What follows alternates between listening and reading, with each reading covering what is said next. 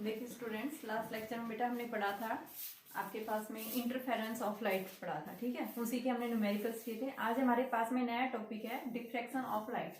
Diffraction of light का मतलब क्या है? डायफ्रैक्शन या डिफ्रैक्शन ऑफ लाइट, यानी लाइट का किस तरह से डिफ्रैक्शन हो रहा है। तो कैसे डिफ्रैक्शन हम बताएंगे कि आपने देखा होगा कि लाइट हमेशा क्या करती है, कोई भी एक सोर्स है, इस सोर्स से मान लो लाइट क्या हुई है, एमिट हुई है, तो ये लाइट क्या कर रही है, इक्वली इन ऑल डायरेक्शन में क्या कर रही है, वाइब्रेट कर रही है। ये इस तरह से वेव फ्रंट्स की फॉर्म में प्रोपेगेट कर रही है।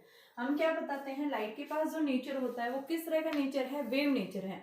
बेटा हम यहाँ पे जो पढ़ेंगे इस चैप्टर के अंदर, यानी कि इस टॉपिक के अंदर क्या देखेंगे, लाइट जो है क्या करती है, डाइफ्रैक्ट हो जाती है। कैसे डाइफ्रैक्ट कैसे हो रही है, यानी कि डाइफ्रैक्ट का मतलब होता क्या है कि आपके पास में जब भी कोई ऑब्स्टेकल आता है तो उस ऑब्स्टेकल से लाइट कैसे उसके एंड से, यानी कि उस ऑब्स्टेकल के एंड से लाइट कैसे बेंड हो रही है, ठीक है।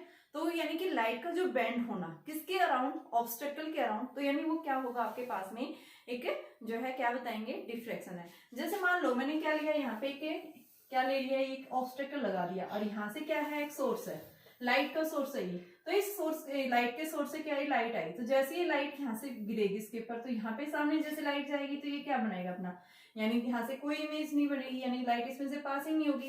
अब अगर इस ऑब्स्टेकल के कॉर्नर्स के ऊपर लाइट जैसे स्ट्राइक करती है तो ये लाइट ऐसे स्ट्राइक करती है, ये इस तरह से फैल जाती है। तो यहाँ इस रीजन में हमें क्या दिखाई देगी, इसकी शैडो बनेगी। लेकिन इसके कॉर्नर्स के अराउंड, यानी इस ऑब्स्टेकल के जो कॉर्नर्स हैं, साइड्स हैं, इस साइड से क्या हो जाती है, लाइट यहाँ से बेंड होके निकल जाती है और इस रीजन में हमें क्या दिखती है, लाइट की इंटेंसिटी दिखाई देती है। तो यानी लाइट जो है किसी भी ऑब्स्टेकल से कॉर्नर्स के साथ में क्या हो गई है, बेंड होके क्या हो गई, यहाँ से निकल गई है। तो ये जो रीजन आएगा आपके पास में, यानी क्या हो गया, लाइट कॉर्नर से बेंड हो गई है, तो उसको हम क्या बताएंगे, यानी क्या है, ये डिफ्रैक्शन हो गया, ठीक है। क्या कहलाएंगे इसको, डाइफ्रैक्शन या डिफ्रैक्शन ऑफ लाइट है। यहाँ बीच में क्या बनेगी, शैडो बनेगी। अगर हम इसी तरह से क्या ले रहे हैं, मान लो आपके पास में ये सोर्स है लाइट का और यहाँ पे हमने क्या लगा दी, दो स्लिट्स लगा दी, एक स्लिट ये ली, दूसरी स्लिट हमने ये ली, तो क्या होगा, यहाँ से लाइट ऐसे जाएगी, सीधी जाएगी, ट्रैवल सीधी स्ट्रेट जाएगी। अब होगा क्या यहाँ पे कि ये रे ऑफ लाइट ऐसे गई, तो यहाँ से ऐसे इस तरह इसके कॉर्नर से, यानी इस तरह से डाइफ्रैक्ट। तो इस रीजन में यहाँ पे क्या होगा, हमें मैक्सिमा, यानी कि यहाँ पे आपके पास सेंट्रल मैक्सिमा यानी इंटेंसिटी मिलेगी इस रीजन में, और इस साइड इसकी क्या बनेगी, आपके पास ये शैडो रीजन फॉर्म होगा। ये क्या होगा, ये शैडो रीजन। किसका शैडो रीजन, जो स्लिट्स लगी हुई है यहाँ पे, ये जो स्लिट्स लगी हुई थी ना, इसका क्या बनेगा, यहाँ पे भी शैडो फॉर्म होगा, यहाँ पे भी क्या बनेगा, शैडो फॉर्म होगा। तो कहने का मतलब क्या है कि आपके पास में डिफ्रैक्शन ऑफ लाइट का मतलब होता क्या है। तो डिफ्रैक्शन ऑफ लाइट का मतलब ये है कि लाइट जब भी किसी ऑब्स्टेकल्स के कॉर्नर्स के साथ में क्या होती है, बेंड होके निकल जाती है, तो यानी वो फिनोमिना ही हमारा क्या कहलाता है, क्या है वो आपके पास में डिफ्रैक्शन ऑफ लाइट है। जैसे हम बता रहे हैं कि मान लो आपके पास में क्या है, सनरेज आके गिरी है, एक वॉल लगी हुई है, ठीक है, वॉल है, वॉल के ऊपर आके गिरी, तो हम क्या देखते हैं, वॉल के जस्ट बिहाइंड क्या बनेगी, उसकी शैडो फॉर्म होगी। लेकिन उस वॉल के जो एंड्स होंगे, जैसे मान लो यही वॉल है आपके पास में, इस वॉल के एंड्स के पर्सन से, यानी कोई भी लाइट का सोर्स है, यहाँ से लाइट यहाँ की गिरेगी इस तरह से वॉल, तो इस साइड से बेंड होके निकल गई, तो इतने रीजन में तो क्या फॉर्म होगा, ये शैडो बनेगी। और ये जो अदर साइड आ गई, उस साइड क्या होगी, लाइट की रोशनी जाएगी ना, तो लाइट क्या होगी, इसके एंड से ये बेंड हो गई है। तो यानी ये जो फिनोमिना है, इस फिनोमिना को ही हम क्या बोलते हैं, क्या है वो, डिफ्रैक्शन ऑफ लाइट। लाइट हमेशा क्या करती है, स्ट्रेट लाइन में ही ट्रेवल करती है, लेकिन इस केस में हम क्या बताते हैं कि डिपेंड करता है कि लाइट आपकी क्या हो जाती है, बेंड हो जाती है। वो डिपेंड करता है कि आपके पास में जो सोर्स है, यानी जिस सोर्स के थ्रू जा रही है वहां पे उसका साइज क्या है। अगर आपके पास में ऑब्जेक्ट का साइज अगर लाइट की वेवलेंथ के कंपेरिजन क्या है बेटा, वेरी स्मॉल है, उस केस में हम क्या बताएंगे, हमारा जो डिफ्रैक्शन पैटर्न जो फॉर्म होता है वो उतना ही ज्यादा प्रोमिनेंट फॉर्म होगा, ठीक है। अगर आपके पास में क्या है, मान लो लाइट की जो इंटेंसिटी है वो क्या है बेटा, स्मॉल पड़ जाती है, यानी लाइट की जो वेवलेंथ है वो नियर अबाउट क्या है, वो स्मॉल है, ठीक है। किसके comparison, as comparison to the size of the object, कि जो भी आपके पास ऑब्जेक्ट है उस ऑब्जेक्ट की कंपैरिजन अगर लाइट की वेवलेंथ क्या है, वो स्मॉल है। और लाइट हम बताते हैं हमेशा क्या करती है, वेव फ्रंट्स की फॉर्म में प्रोपेगेट करती है। तो जैसे ही रे ऑफ लाइट क्या करती है, किसी भी ऑब्जेक्ट यानी किसी स्लिट के ऊपर जाके फॉल करेगी, अगर वहां पे स्लिट की जो विड्थ है, अगर वो स्लिट की विड्थ अगर क्या है आपके पास में कि लाइट के वेवलेंथ के कंपैरिजन अगर वेरी हाई है तो उस केस में हम क्या बताएंगे, हमारा डिफ्रैक्शन पैटर्न इतना अच्छा नहीं बनता तो है लेकिन उसमें इतना अच्छा पैटर्न आप नहीं बता पाएंगे।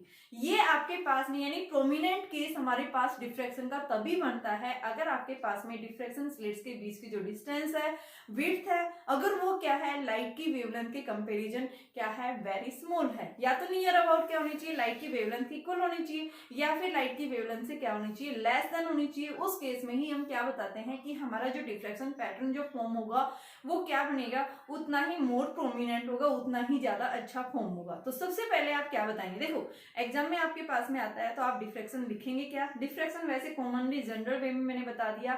मान लो ये मार्कर है, मैंने क्या किया है, मार्कर मेरे हाथ में पकड़ रखा है, यहाँ से रे ऑफ लाइट आके फॉल की तो इसके जस्ट बिहाइंड इतने रीजन में क्या बनेगी, शैडो फॉर्म। अब लाइट यहाँ इसके कॉर्नर से यहाँ यू बेंड होके निकल जाती है, ठीक है। जैसे मैं इस रूम में बोल रही हूँ, दूसरे रूम में क्या सुनाई दे रही है, मेरी आवाज सुनाई दे रही है ना, सुनाई दे रही है। यानी लाइट भी आपके पास में यानी कि लाइट का जो है रोशनी वो डिपेंड करती है, क्योंकि लाइट की जो वेवलेंथ है वो 400 से और 700 नैनोमीटर के बीच में होती है, लेकिन साउंड की जो वेवलेंथ है वो अलग अलग वेवलेंथ होती है।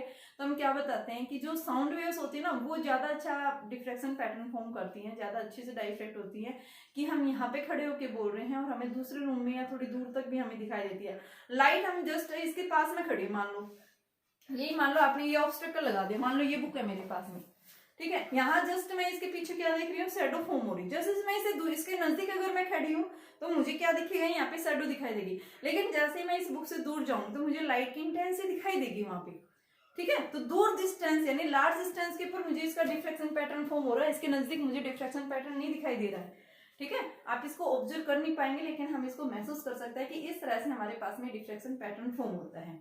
तो डिफ्रैक्शन की मतलब यानी डेफिनेशन होती क्या है, diffraction means bending of light around the corners of an obstacle. Bending of light around the corners of an obstacle is known as diffraction, ठीक है। सबसे पहले आप लिखेंगे diffraction means bending of light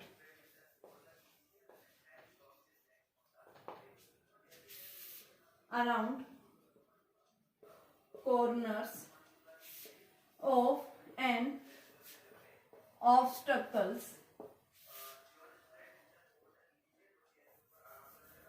of an objects। कोई भी आपके पास में ऑब्जेक्ट है, उस ऑब्जेक्ट के कॉर्नर से क्या हो रही है, लाइट बेंड हो जाती है, तो यानी वो क्या बनता है आपके पास में, and separating into the regions of and separating into the regions of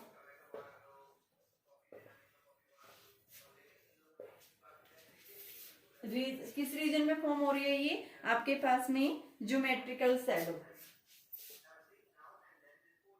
geometrical shadow इसको हम क्या बोलते हैं, क्या है वो, डिफ्रैक्शन ऑफ लाइट, ठीक है बेटा। तो डिफ्रैक्शन ऑफ लाइट का मतलब क्या है, जैसे मान लो मैंने दो स्लिट्स ली, यहाँ मैंने फर्स्ट स्लिट ली, दूसरी स्लिट मैंने ये ली, यहाँ से स्क्रीन ली, ये एक सोर्स रखा हुआ लाइट का, यहाँ से लाइट ऐसे जाएगी। तो हम क्या देखते हैं आपके पास में कि जो रे ऑफ लाइट है यहाँ से जब ये यहाँ से जाएगी इस तरह से बेंड होगी ये, तो इतने रीजन में हमें क्या मिलती है, ये मैक्सिमम ब्राइटनेस मिलती है इंटेंसिटी की। जब दो लाइट वेव्स आपस में इंपोज कर रही हैं तो उस केस में हम क्या बताते हैं कि हमारे पास में इतने रीजन के अंदर क्या फॉर्म होता है, एक जो है शैडो जो है यहाँ पे इतनी शार्प नहीं बनेगी, यानी कि shadow is not sharp in this region A and B region, ठीक है। यहाँ पे हमें लाइट की इंटेंसिटी मैक्सिमम दिखाई देगी इस रीजन के अंदर, लेकिन जैसे जैसे हम इससे दूर जा रहे हैं तो ये हमारे पास में शैडो रीजन बनेगा इस साइड, यहाँ पे भी क्या बनेगा, शैडो रीजन बनेगा। दूसरा मेरे पास में अगर मैंने ये लिया, मान लो आपके पास में यहां सोर्स है, ये ऐसे चली गई है, तो इस रीजन में तो क्या बनेगा, शैडो फॉर्म होगी यहाँ पे। और यहाँ पे आपके पास में लाइट जो है ये रीजन जो होगा लाइट यानी लाइट बेंड होके चलेगी इसके कॉर्नर से, यानी ये जो फिनोमिना है इसको हम क्या बोलते हैं, क्या है ये आपके पास में डिफ्रैक्शन पैटर्न। देखो डिफ्रैक्शन के लिए जो है क्या कंडीशंस होनी चाहिए, डिफ्रैक्शन पैटर्न हमारे पास कब फॉर्म होता है, क्या कंडीशंस होती हैं, तो हम क्या बताते हैं कि आपके पास में diffraction of light depends on, diffraction of light depends on two factors. किसके ऊपर डिपेंड करता है, दो फैक्टर्स के ऊपर डिपेंड करता है। फर्स्ट फैक्टर किसके ऊपर डिपेंड करेगा, ये आप क्या बताओगे, फर्स्ट फैक्टर यानी कौन सा फैक्टर है जो सबसे ज्यादा डिपेंड करता है, ये कि आपके पास में साइज के ऊपर, अपर्चर, साइज ऑफ अपर्चर, यानी कि उस स्लिट का जो अपर्चर का साइज क्या है, सबसे पहले अपर्चर के साइज के ऊपर डिपेंड करती है। दूसरा जो है किसके ऊपर डिपेंड करती है, लाइट की वेवलेंथ के ऊपर। ठीक है, ये दो फिनोमिनाज हैं जो जिनके ऊपर डिपेंड करती है। तो सेकंड हम बताएंगे wavelength of light.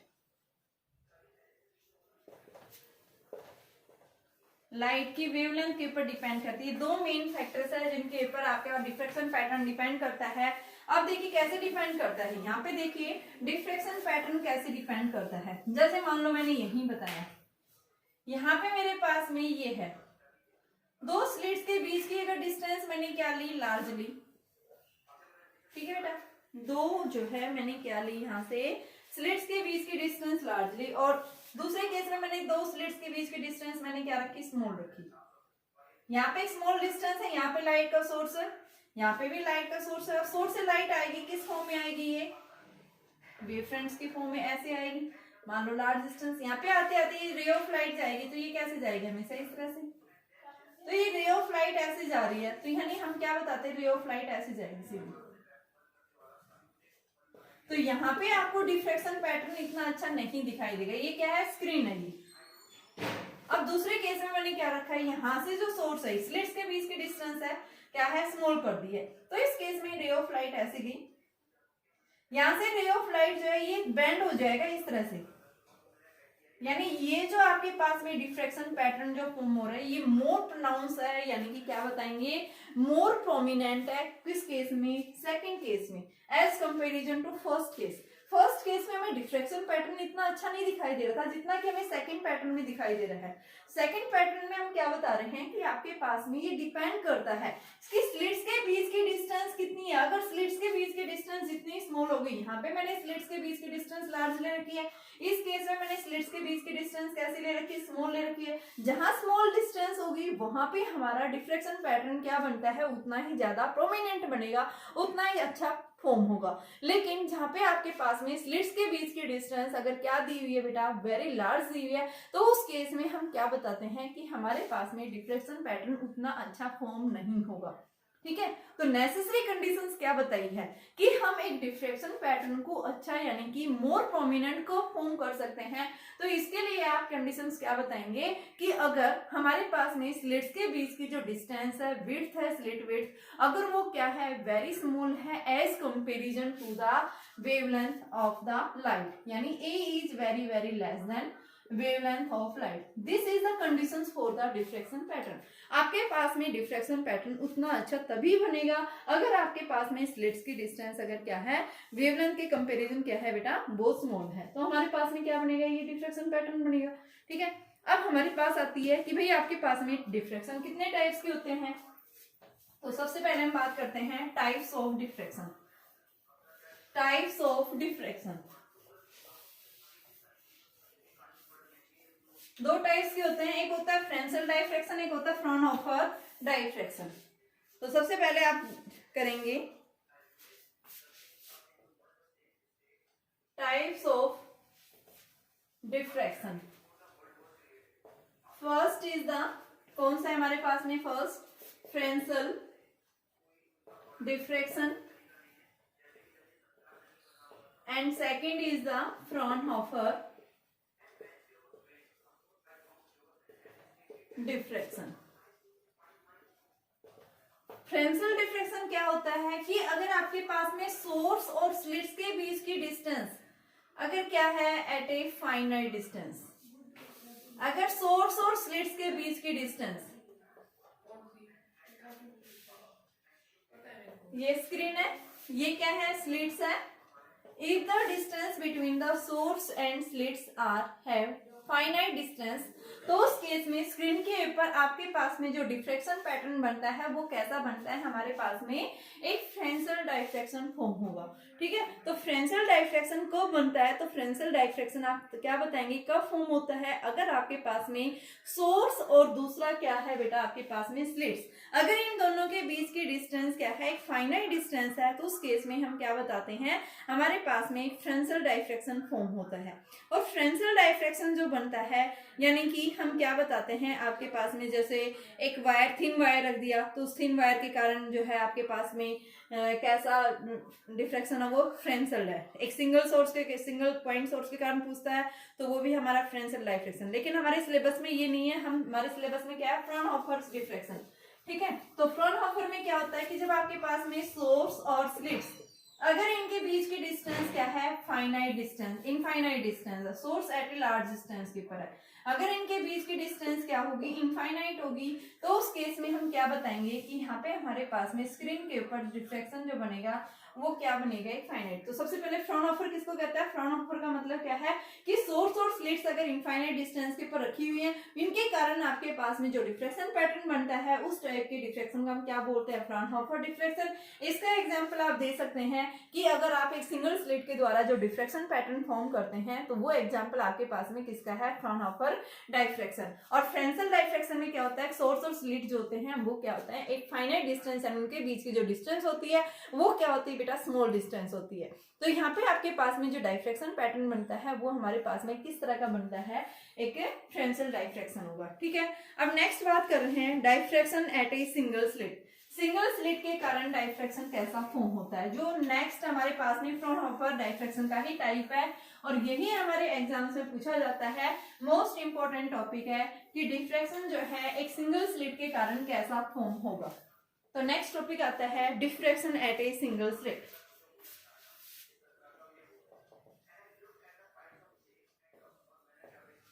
Eight a single slit, single slit के कारण डिफ्रैक्शन पैटर्न क्या बनता है, तो सिंगल स्लिट के कारण देखो आपके पास अब तक जो हमने पढ़ा था, डबल स्लिट ली थी इंटरफेरेंस में।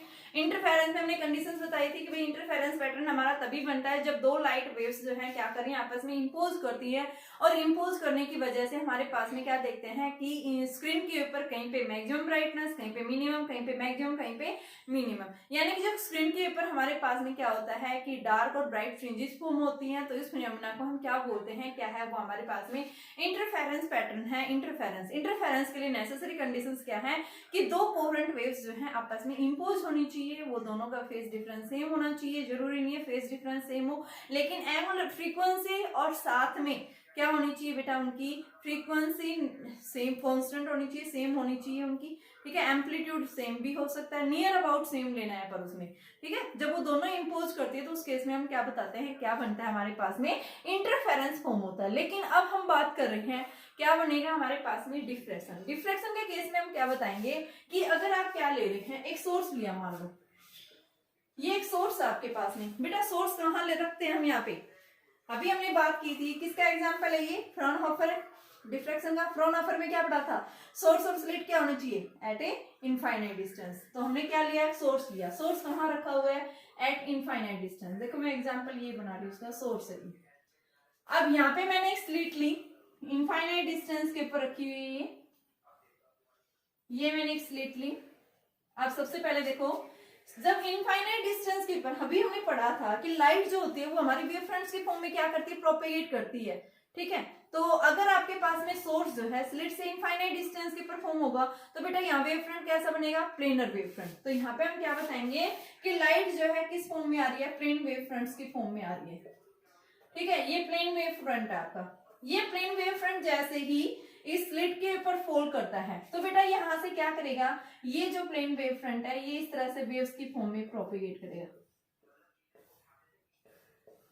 क्रस्ट के ऊपर ट्रफ, क्रस्ट इस तरह से फोल्ड करता है। तो जब क्रस्ट ट्रफ फोल्ड करती हैं तो यहाँ पे हमारे पास में क्या होती है, ये स्क्रीन रखी हुई है और स्क्रीन के ऊपर कहीं पे हमें क्या मिलती है, मैक्सिमम ब्राइटनेस इंटेंसिटी मिलती है, कहीं पे डार्क मिलती है। तो अब हमें वही पैटर्न देखना है। तो देखिए एक बार क्या से करेंगे इसको।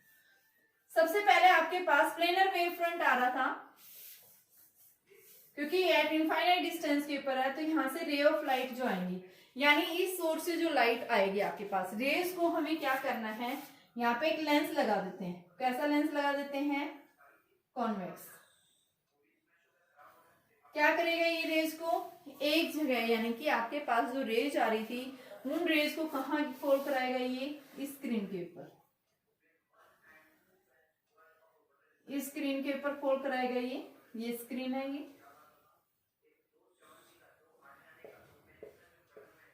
अब जैसे ही ये wave front, planar wave front जैसे ही किसके ऊपर आके फोल्ड करता है, स्लिट्स के ऊपर आके फोल्ड करेगा। तो बेटा अब क्या करती है, वेव फ्रंट्स के ऊपर जितने भी पॉइंट्स होते हैं वो क्या करते हैं, act as a secondary wave front की तरह। ये सेकेंडरी वेवलेट्स क्या करेंगे, आगे की तरफ मूव करेंगे, किसकी स्पीड से, लाइट की स्पीड से। तो यहाँ पे क्या करेंगे, जैसे ही आके फोल्ड करेंगी तो ये क्या कर रहा है, यहाँ पे क्रस्ट ट्रफ आगे की तरफ वेव्स की फॉर्म में प्रोपेगेट करेगा ये वेव फ्रंट। तो यहाँ पे हम क्या बताएंगे, यहाँ पे फिर से एक लेंस प्लेस कर दिया इनको कन्वर्ट करने के लिए। तो ये रेज ऑफ लाइट यहाँ से फोल्ड करेंगी, आगे की तरफ मूव करेंगी, किस फॉर्म में, सेकेंडरी वेवलेट्स की तरह बिहेव करती हुई, और यहाँ से एक पॉइंट पे जाके क्या कर जाती हैं, ये कन्वर्ज कर जाती हैं। और जब ये रे ऑफ लाइट एक पॉइंट पे जाके कन्वर्ज कर रही है, इस पॉइंट को जहां कन्वर्ज कर जाती हैं, तो इसको हम क्या बोलेंगे, क्या है ये इनका सेंट्रल, क्या है ये आपके पास में मैक्सिमम इंटेंसिटी, यानी सेंट्रल मैक्सिमा है। ठीक है, क्या बोलते हैं इसको, सेंट्रल मैक्सिमा। क्यों बोल रहे हैं सेंट्रल मैक्सिमा, क्योंकि इनके बीच में कोई फेस डिफरेंस नहीं है, पाथ डिफरेंस जो है इनके बीच में, जब ये एक दूसरे के साथ में इंपोज कर रही हैं तो इनके बीच का जो पाथ डिफरेंस आ रहा है बच्चों वो क्या है, 0 है।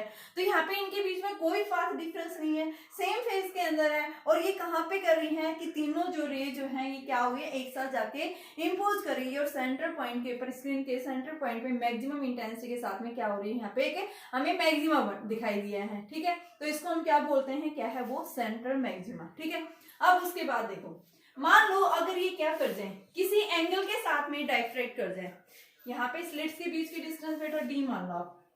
ठीक है, स्लिट डिस्टेंस हमने क्या ले रखी है, डी ले रखी है, और स्क्रीन और स्लिट्स के बीच की डिस्टेंस हमने क्या मान ली, कैपिटल डी। अब देखो, अगर मान लो ये जो सेकेंडरी वेवलेट्स किसी एंगल के साथ डाइफ्रेक्ट कर जाती हैं, किसी एंगल से डाइफ्रेक्ट कर जाती हैं,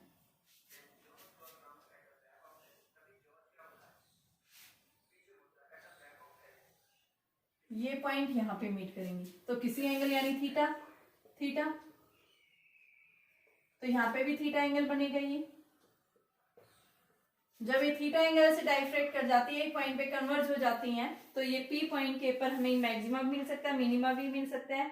तो अब हमें इसकी पोजीशन देखनी है, तो इसकी पोजीशंस को देखने के लिए, यानी अब हमें इनके बीच का क्या पाथ डिफरेंस 0 मिलेगा, नहीं मिलेगा, क्योंकि ये जो पॉइंट है ये ए पॉइंट है, ये बी है, ये सी है। ये बी से पी जो डिस्टेंस ज्यादा है as comparison to A P.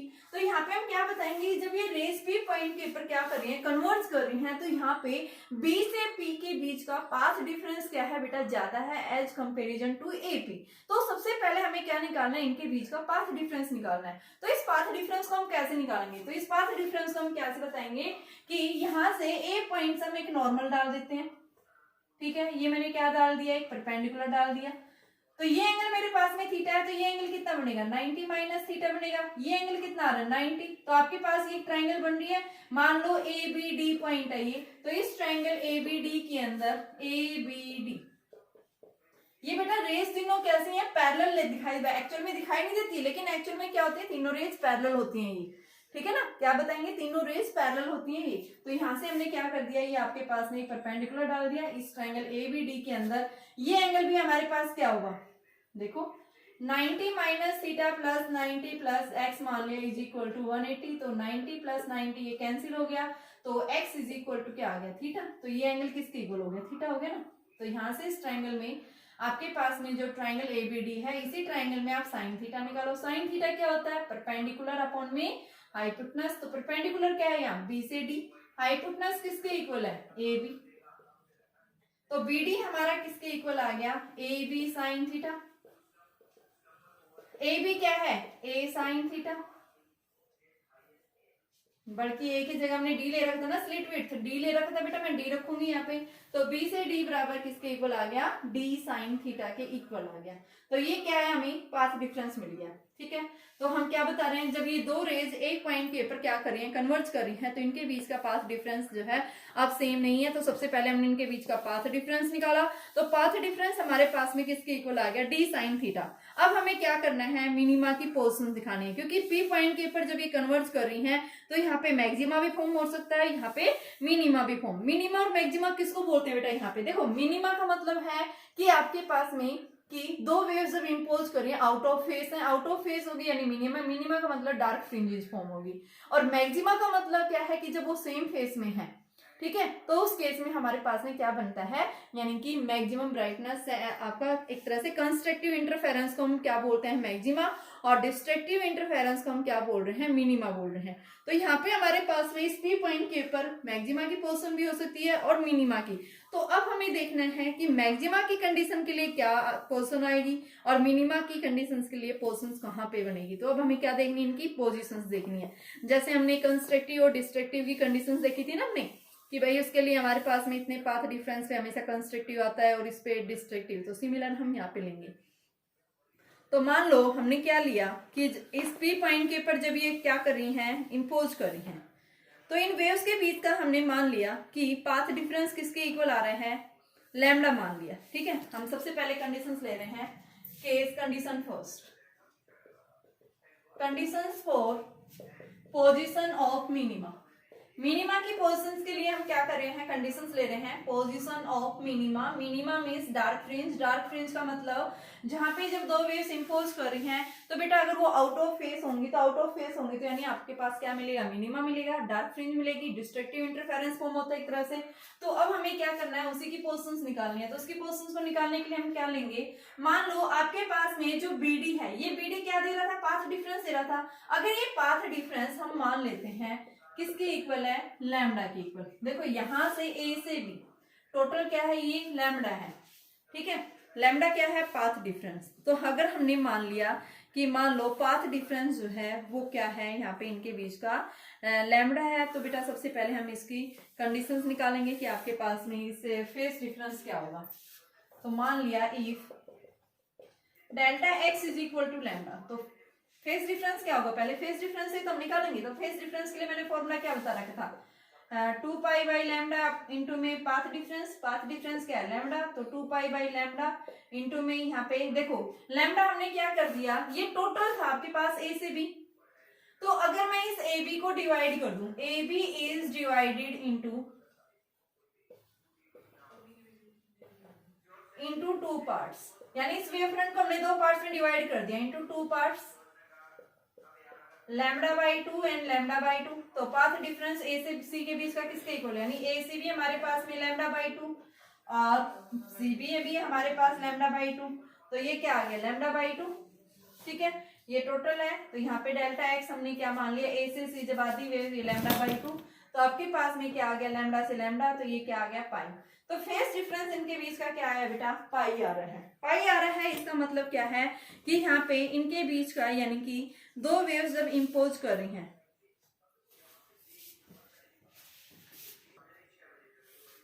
तो इसका मतलब क्या है, आपके पास जब ये दो वेव्स क्या कर रही है बेटा, एक दूसरे को इंटरफेयर कर रही है, पी पॉइंट पे मीट कर रही हैं, तो यहाँ पे हमने बताया कि पोजीशन ऑफ मिनिमा, मिनिमा के लिए हमने क्या बताया कि इस वेव फ्रंट को, इस टोटल पाथ डिफरेंस को हमने दो पार्ट्स में डिवाइड कर दिया, ए से सी लैम्डा बाई 2 और सी से बी लैम्डा बाई 2। तो यहाँ पे मैंने पाथ डिफरेंस लैम्डा बाई 2 रखा, तो फेस डिफरेंस हमारे पास में कितना आ रहा है, पाई आ रहा है। तो इसका मतलब क्या है, पाई आ रहा है, तो पाई का मतलब क्या है, ये दोनों क्या है, आउट ऑफ फेस। कि लैम्डा बाई 2 पाथ डिफरेंस ये हो गया, लैम्डा बाई 2 ये हो गया, तो ये क्या हो गया, एक दूसरे को कैंसिल आउट कर दिया। ठीक है, तो यहाँ पे हम क्या बताएंगे, जब ये दो वेव्स एक साथ क्या कर रही हैं, इंपोज कर रही हैं, तो इसका मतलब क्या है, जब ये पी पॉइंट के ऊपर मीट कर रही हैं तो बेटा ये क्या होंगी, दोनों एक दूसरे से अपोजिट फेस में होंगी। और जब अपोजिट फेस में होती हैं, आउट ऑफ फेस होती हैं, इसका मतलब क्या है कि क्या फॉर्म करेंगे, इस पॉइंट के ऊपर मिनिमा फॉर्म करेंगे। क्या करेंगे, मिनिमा। मिनिमा का मतलब डिस्ट्रक्टिव इंटरफेरेंस फॉर्म करेंगी। तो यहाँ पे बताएंगे it means this waves are in out of phase, out of face है ये, तो आउट ऑफ फेस होने की वजह से क्या करेंगे, एक दूसरे को इंपोज कर रही है ये, तो यहाँ पे हम क्या बताएंगे, पी पॉइंट के पर हमारे पास में क्या फॉर्म होगा, एक मिनिमा फॉर्म होगा ये। तो बेटा इनके बीच में हम क्या बता रहे हैं, फेस डिफरेंस क्या आ रहा है हमारे पास में, यानी कि आउट ऑफ फेस आ रही है, आउट ऑफ फेस होने की वजह से दोनों वेव्स जब पी पॉइंट के पर क्या करती हैं, मीट कर रही हैं, तो ये क्या करेंगी, डिस्ट्रक्टिव इंटरफेरेंस यानी एक तरह से मिनिमा फॉर्म करेंगी। ठीक है, डिफ्रैक्शन पढ़ रहे हैं तो डिफ्रैक्शन के केस में आप डिस्ट्रक्टिव कंस्ट्रक्टिव नहीं बोलोगे, आप क्या बोलोगे, जहाँ पे डार्क फ्रिंज फॉर्म होती है उसको हम मिनिमा बोलते हैं, और जहाँ पे ब्राइट फ्रिंज फॉर्म होती है उसको हम क्या बोलते हैं, मैक्सिमा। तो यहाँ इस केस में हमने क्या देखा, मिनिमा फॉर्म हो रहा है, मिनिमा का मतलब क्या है, आउट ऑफ फेस है, तो आउट ऑफ फेस है यानी आपके पास में डार्क फ्रिंज फॉर्म होगी। ठीक है, तो डार्क फ्रिंज जो है आप क्या बताएंगे, फर्स्ट डार्क फ्रिंज जो फॉर्म हो रही है उसके लिए अब हमें क्या निकालनी है कि आपके पास में इसका एंगल यानी कि एक तरह से आप बताएंगे इसकी पोजीशंस निकालनी है। तो इसकी पोजीशंस निकालने के लिए हमने क्या देखा, फर्स्ट डार्क फ्रिंज के लिए आपके पास यहाँ लिखेंगे d sin theta is equal to lambda by 2, lambda ले लो बल्कि, तो ये हमारे पास में साइन थीटा क्या आ गया, lambda by D.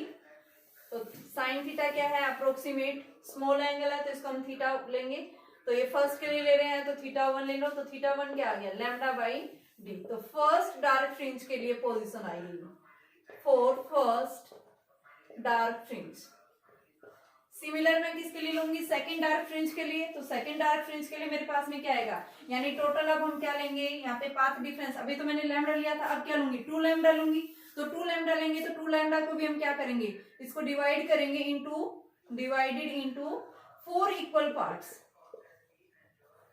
4 equal parts में lambda by 2 lambda by 2 lambda, आधा यहाँ से हो गया, तो lambda by 2 lambda by 2 lambda by 4 हिस्सों में डिवाइड कर देंगे, तो हमारे पास में यानी कि तब भी फेस डिफरेंस यही रहेगा। तो उस केस में हम क्या बताते हैं कि आपके पास में d sin थीटा अगर आप क्या ले रहे हैं, 4 सेकंड यानी कि 4 सेकंड मिनिमा की पोजीशन, सेकंड मिनिमा पोजीशन के लिए हम क्या लेंगे, पाथ डिफरेंस टोटल 2 लैम्डा ले रहे हैं, तो आपके पास में d थीटा 2 बराबर 2 लैम्डा, तो थीटा 2 क्या आ गया, 2 lambda by D. Similar nth के लिए लेंगे तो ये क्या आ गया, n लैम्डा बाई डी। तो ये हमारे पास में क्या बताएंगे कि nth डार्क फ्रिंज जब फॉर्म होती है तो उस केस में हमारे पास में यहाँ जो रिलेशन बनेगा वो क्या आएगा, n लैम्डा बाई डी आएगा। अब हम लेंगे किसके लिए बेटा, for the position for maxima. ठीक है, पोजीशन फॉर द मैक्सिमा, तो उसके लिए भी लेंगे, तो उसके लिए हमारे पास क्या आएगा, तो देखिए अभी यहाँ पे आप क्या देख रहे हैं, यहाँ पे देखो हमने कंस्ट्रक्टिव इंटरफेरेंस में देखा था पाथ डिफरेंस हमारा क्या होता है, n लैम्डा, यहाँ क्या आ रहा है, उल्टा आ रहा है ना, यहाँ हमारे पास डार्क फ्रिंज के केस में क्या आ रहा है, पाथ डिफरेंस n लैम्डा आ रहा है। ठीक है, उस केस में उल्टा हो जाएगा जस्ट। तो अब सेकंड केस लेंगे, conditions for the position for maxima. Maxima की पोजीशन देखनी है, तो मैक्सिमा की पोजीशन के लिए हम क्या करेंगे इस केस में, तो इसके लिए आप क्या लेंगे बेटा, आपके पास देखो क्या आ जाएगा, d sin थीटा 1। सबसे पहले मैंने क्या लिया, देखो पाथ डिफरेंस में अगर यहां से क्या लूं कि अगर आपके पास में मान लो पाथ डिफरेंस हमने क्या लिया, first secondary maxima, first secondary maxima, तो यहाँ पे अगर मैं क्या ले रही हूँ 3 लैम्डा बाई 2, तो आपके पास क्या देखते हैं, lambda by 2 lambda by 2 lambda by 2, यानी 1/3 पोर्शन, इसको हमने डिवाइड कर दिया लैम्डा बाई 2 लैम्डा बाई 2 और लैम्डा बाई 2, तो ये दो तो अपोजिट फेस यानी एक दूसरे कैंसिल आउट हो गई, यानी 1/3 पोर्शन के कारण हमें क्या मिलेगी, ब्राइटनेस मिलेगी। हमें जो मैक्सिमा फॉर्म होगा वो किसके कारण मिलेगा, 1/3 के कारण मिलेगा ना यहाँ पे। तो यहाँ पे हम क्या लिखेंगे, d sin theta is equal to 3 lambda by 2, तो यहाँ से आपके पास में d theta 1 is equal to 3 lambda by 2, तो थीटा 1 क्या आ गया, 3 लैम्डा बाई 2 इंटू डी। ये फर्स्ट पोजीशन आई तो थीटा 1, तो यहाँ से आप साइन थीटा को आप क्या ले रखे हैं, थीटा 1। फॉर सेकंड के लिए, फॉर फर्स्ट था ये फर्स्ट सेकेंडरी, अब लिखेंगे सेकंड सेकेंडरी मैक्सिमा। इनका मतलब मैं समझाऊंगी, सेकेंडरी फर्स्ट इसका मतलब क्या है, सेकंड सेकेंडरी मैक्सिमा, तो इसके लिए हम क्या बताएंगे, d sin theta 2 is equal to 5 lambda by 2 होगा, ठीक है। तो 5 लैम्डा 2 यानी कि स्टार्टिंग के 4 जो है पाथ डिफरेंस लैम्डा यानी कि 5 लैम्डा बाई 2 को 5 इक्वल पार्ट्स में डिवाइड करेंगे, lambda by 2, lambda by 2, lambda by 2, lambda by 2 और लैम्डा बाई 2। तो शुरू के 4 तो एक दूसरे से क्या हो जाते हैं, अपोजिट फेस में हो जाते हैं, यानी 1/5 के कारण हमें क्या मिलता है यहाँ पे जो है क्या मिलेगी बेटा, ब्राइटनेस मिलेगी। तो 1/5 के कारण यानी कि 5 लैम्डा बाई 2, तो ये आपके पास में थीटा 2 आ जाएगा 5 लैम्डा बाई 2 डी आ जाएगी। ठीक है। तो इन द सिमिलर वे जैसे हमने इसके लिए दिखाया है, फॉर द पोजीशन ऑफ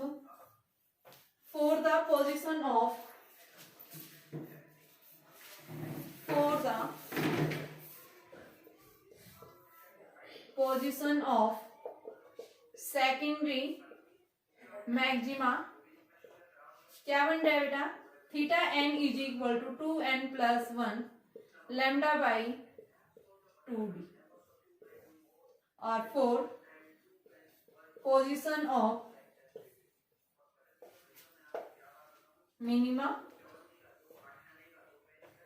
तो थीटा एन क्या आया, lambda by d, n lambda by d, ये याद रखना है आपने। ठीक है। तो ये हमारे पास में डायग्राम था, मैं इसके एक बार और बना देती हूँ आपके पास पोर्शंस, यानी किस तरह से हम बता रहे भाई, फर्स्ट डार्क है, सेकंड डार्क है, ये और देखिए स्क्रीन के ऊपर फॉर्म हो रहा है ना, तो यहाँ पे देखिए मैंने स्क्रीन बनाई है, ये क्या है मेरे पास स्क्रीन, यहां से बिल्कुल सेंटर में ये थी आपकी स्लिट रखी हुई थी, सेंट्रल मैक्सिमा, उसके बाद यहाँ पे डार्क फर्स्ट डार्क फ्रिंज, फिर फर्स्ट मैक्सिमा, फिर सेकंड डार्क फ्रिंज, फिर थर्ड। तो यानी हमारे पास में क्या आ गया M2, यानी ये सेंट्रल है, सेंट्रल के नीचे देखेंगे ये डार्क डार्क, ये मैक्सिमा फर्स्ट। ठीक है। तो यहाँ पे ये आपके पास डार्क है, ये यहाँ से यहाँ तक ये हो गया डिस्टेंस, ये फ्रिंज विड्थ होगी, यहाँ से यहाँ तक ये पोर्शन होगी, ये फर्स्ट आपके पास में एंगुलर विड्थ होगी, लीनियर विड्थ ये होती है, ये होती है एंगुलर विड्थ। तो ये भी बात करेंगे हम एंगुलर विड्थ और लीनियर विड्थ क्या होती है।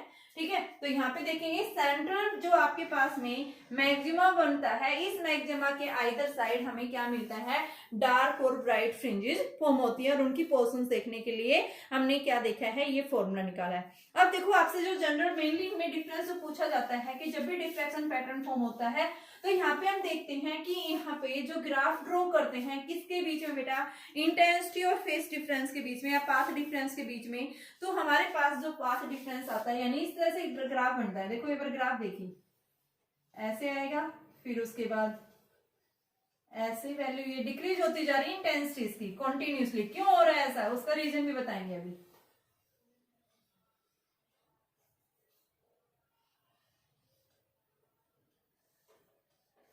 तो ये आपके पास 0, ये लैम्डा बाई डी, ये minus lambda by D, 2 lambda by D, minus 2 lambda by D, minus 3 lambda by D, 3 lambda by D.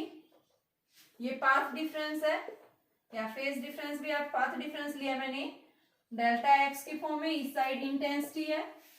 तो यहाँ पे हम देख रहे हैं ये सेंट्रल मैक्सिमा होता है इस केस में, उसका यहाँ पे इधर साइड डार्क फ्रिंज है ये। ठीक है। फिर आपके पास में ब्राइट, ये आपके पास में क्या बना, फर्स्ट मैक्सिमा, जिसको हमने क्या लिखा था 3 लैम्डा बाई 2d, यहाँ पे क्या आ जाएगा 3 माइनस 3 लैम्डा बाई 2d, यहाँ पे माइनस 5 लैम्डा बाई 2d, यहाँ पे क्या आएगा प्लस 5 लैम्डा बाई 2d। इस तरह से हमें मिलता है। यहाँ पे हम क्या देख रहे हैं, डिफ्रैक्शन के केस में इंटेंसिटी कंटिन्यूअसली डिक्रीज होती जा रही है जब हम ग्राफ ड्रॉ करते हैं। तो ऐसा क्यों होता है, तो देखा था आपने कि आपके पास में जो क्या ले रहे थे बेटा, ब्राइट फ्रिंजेस जब फॉर्म हो रहे थे हमारे पास में मैक्सिमा की पोर्शन, तो हम देख रहे थे कि आपके पास में जब वेवलेंथ आपने पाथ डिफरेंस को डिवाइड किया था, फर्स्ट मैक्सिमा लिया था, तो उसमें आपने देखा था कि 1/3 पोर्शन के कारण आपको मैक्सिमा मिला था। यानी स्टार्टिंग के दो किस में थे, सेम फेस में थे, 1/3 पोर्शन के कारण मिला। इसी तरह से फिर आपने सेकंड मैक्सिमा जब फॉर्म होता है उसमें 1/5 के कारण, यानी स्टार्टिंग के चार जो है यानी उनके हैं वो सेम फेस में है। तो इस वजह से अपनी एनर्जी को क्या करता जा रहा है, कॉन्टिन्यूसली क्या कर रहा है बेटा, डिक्रीज कर रहा है। तो हम क्या बताते हैं कि जब भी आपके पास में कि कंस्ट्रक्टिव इंटरफेरेंस में हमने देखा था कि स्लिट्स के जो हर एक पार्ट्स थे, वेवलेंथ्स जो है वो क्या हो रहा था, वहां से डिवाइड हो रहा था इक्वल पार्ट्स के अंदर। तो आपके पास जब भी कंस्ट्रक्टिव इंटरफेरेंस फॉर्म होता है, इस केस में मैक्सिमा की कंडीशंस बनती है।